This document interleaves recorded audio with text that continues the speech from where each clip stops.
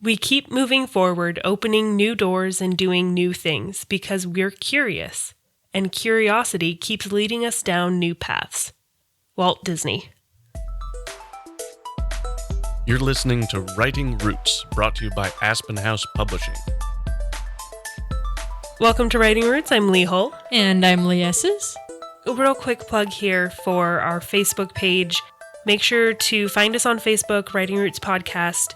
Get fun quotes about writing, motivation. Memes I find funny.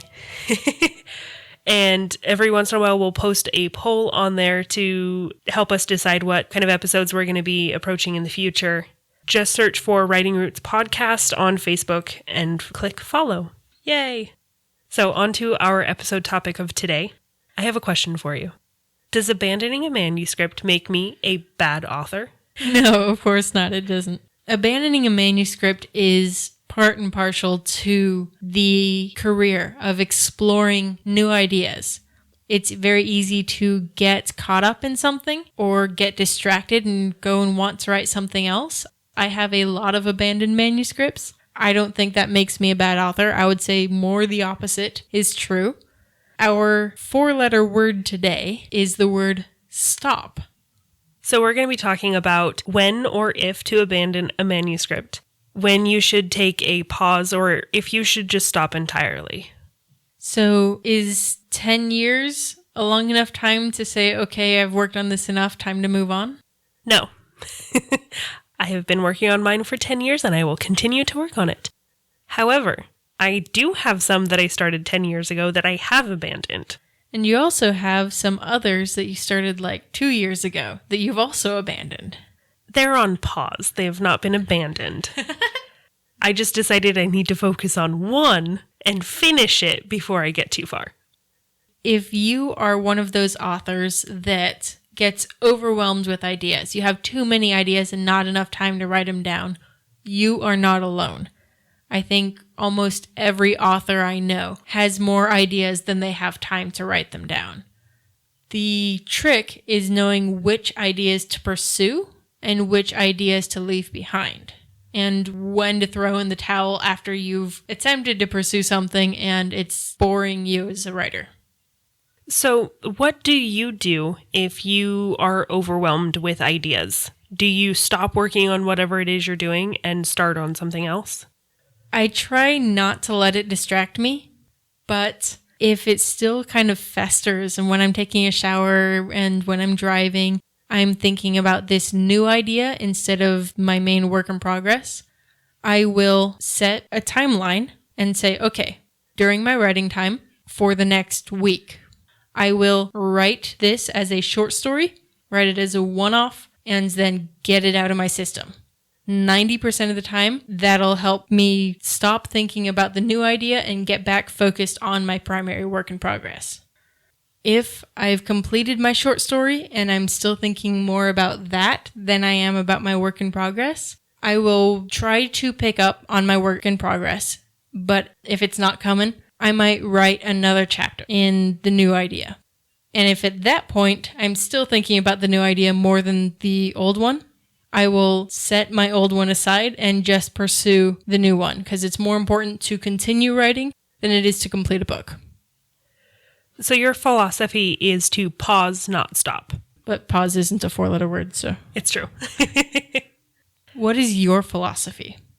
I find that, along with Lee, if I have an idea that's really kind of festering and I really need to get it down, I will write a short story. I can finish a short story a lot easier than I can finish a book. So if I really have an idea that needs to get down, I will write a piece of it. I will write it into a short story that I can expand later. My biggest problem is that I am a procrastinator. I could want to write, and I'll still find a reason not to. So there have been several stories that I have abandoned for various reasons. The most common reason is that by the time I got around to having the time to write it, I was no longer interested in the story. The biggest example that I have of this was a story that I started, I think, in 2008, so about 12 years ago.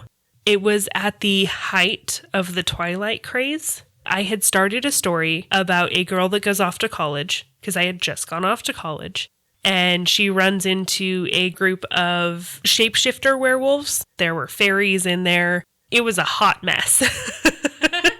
And I wrote a couple of chapters, and I kind of had some scenes written out that were going to happen later in the story.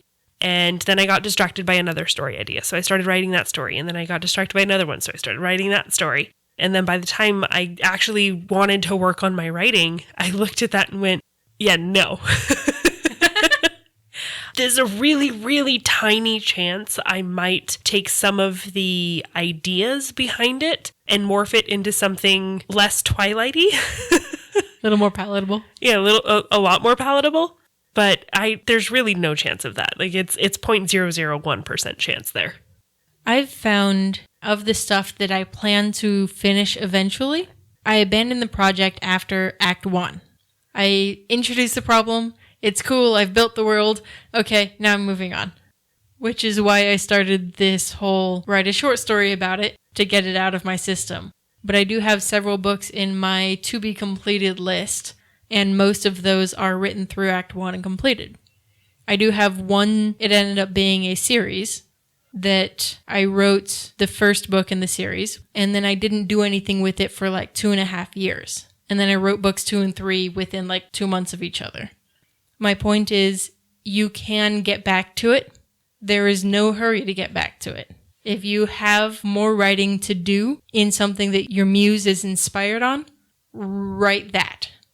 So to kind of give you an example, my work in progress started around the same time as my werewolf shape-shifting story. I didn't do anything with it for about 5 years. I started it, I had like 2 chapters written, and... Out of curiosity, of those 2 chapters, how much of it is still in your manuscript? Like a single sentence. I think my first sentence has stayed relatively the same. So from its original form, I've kept the basic idea behind it. I've kept some of the magic system and how it works, but I've changed it and developed it and morphed it into something that I'm currently interested in and think is worth working on. I think part of growing as an author is writing terrible stuff. Just absolutely awful stuff. Which I've done plenty of. Oh, so have I. We will talk about this a little bit later in the month in the episode in which the 4-letter word is best. But after you finish your first manuscript, you think it's awesome and there's no way you can do anything better than this. This is your masterpiece. After you finish your 10th manuscript and you go back and look at your first, you're going to have a lot of similar sound effects that Lee had earlier when talking about her Twilight fanfic. And that is completely normal with the process.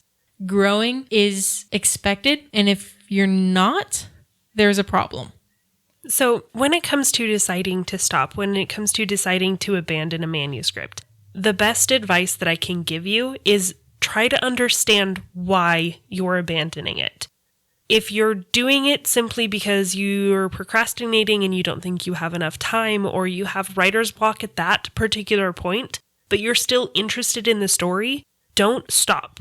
Just put it on pause, just temporarily. Come back to it later. If you're just procrastinating, stop procrastinating, sit down and write. Yeah, there is an element of discipline in getting your book written. Tell me about it. Well, when I am writing my books and I get distracted and I want to write this other story instead, it helps my conscience to say I'm not abandoning it so much as I'm putting it on pause.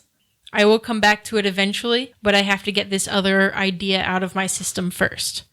So if there is a moment where I'm like, okay, I've completed the series, I have this sense of accomplishment, I want to keep writing, what do? I might look over my unfinished bookshelf and go, oh, this one, I've got a great idea because now I've learned something from what I've written since I abandoned the manuscript. I can pick it up again and continue forward. So if you're thinking about abandoning it, know that it's okay. You don't have to finish everything you start when it comes to writing. If you're not interested anymore, that's fine. It happens. Writers grow. We change. Our preferences morph over time about what we want to write. that does not make you a bad author. I would say leaving a manuscript behind and pursuing something else more often than not makes you a better author because you've learned from even the unpublished works. Not everything you write has to be published. But don't delete it. Don't throw it away. Don't get rid of it. You may find at some point in time that you realize, I want to go back to that. I have some new ideas. And maybe the whole story changes completely, just like mine did. That's okay. But don't ever delete anything you've written. Yeah, they're like maybe a megabyte in size. There's no reason not to save it. But only you can make this decision. Nobody else in the world can say, stop writing this, continue writing that, because they don't know your creative process. They don't know what your mind is churning on and what new things you've learned that you're excited about. This is a very personal process. If you want to write it, write it. If you don't want to write it, don't. That's okay. Just make your decision. And always write selfishly.